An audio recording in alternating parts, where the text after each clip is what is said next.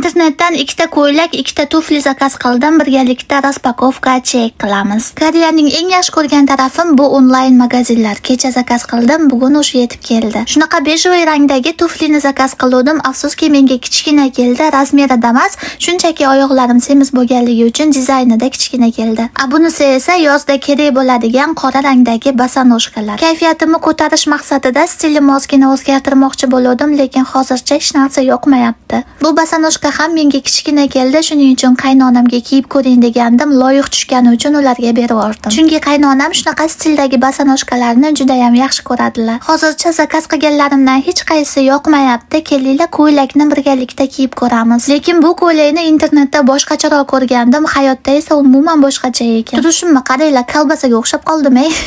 Menga umuman yoqmadi, shuning uchun chiroyli qilib upakovka qilib qaytadan jo'natib yuboramiz. Va yana bitta qora rangdagi ko'ylakni zakaz qildim. Kelinglar uni birgalikda ochib ko'ramiz. Qo'limga ushlashimga uje yoqmayapti. Ha, mayli bir marta kiyib ko'raychi, balki boshqacha turar deb kiyib chiqdim. Qani qora ko'ylak yarashdimi yo yarashmadimi? 0 dan 10 ballgacha baho berib ketdim. Qaynonamga esa ko'ylak juda ham yoqdi, senga juda ham yarashdi deganlari uchun olib qolaymikin deb o'ylanib turibman. Bu yerda esa quyoshda ichim ko'rinarkanmi deb so'rab olganman.